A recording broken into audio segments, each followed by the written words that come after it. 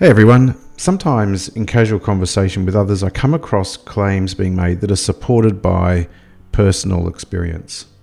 It usually sounds something like this: I believe this is true because that's my personal experience, or I know this exists because I had this experience that showed me that. When someone makes a claim like that in casual conversation, I think there's a sort of implied consent to be able to ask at least a couple of questions to better understand what it is that they're actually claiming, why they claim that's true, and how they know that reason for believing it is a good reason. So here are my brief thoughts on the reliability of personal experience and some questions that can help people to reflect on whether one's personal experience is a reliable way to support the confidence that we have in the beliefs that we hold.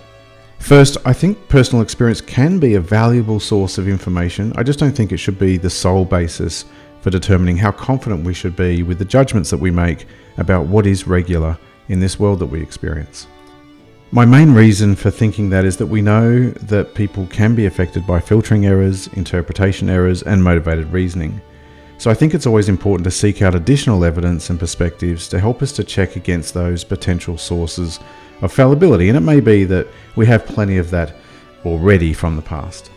I think that the quality criteria outlined in my video, these criteria guide when I should be confident, are the most reliable criteria for testing and checking the accuracy of the judgments we make about what's regular in this world that we experience. And so, in my view, for the reasons outlined in my video, the philosophy behind my epistemology, I think that any additional evidence corroborating personal experience should be consistent with those criteria before I give it any weight.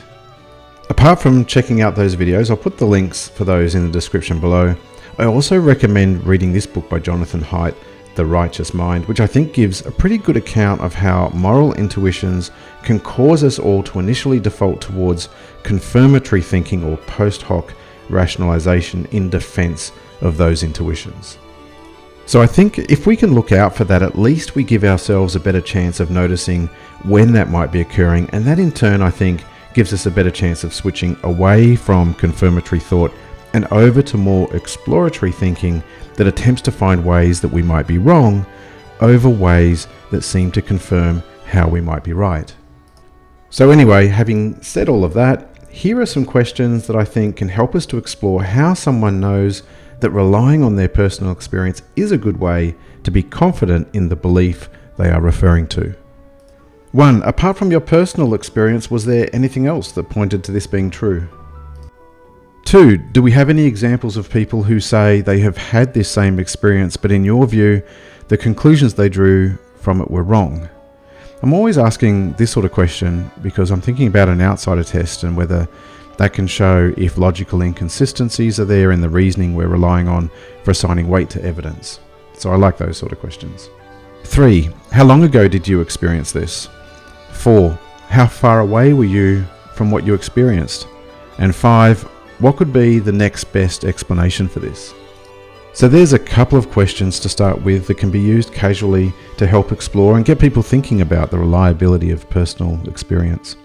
If the moment was right and you had rapport and consent to go a bit deeper, then here are some more questions you can ask. 6. Think of the last time you discovered that something you thought was true wasn't true.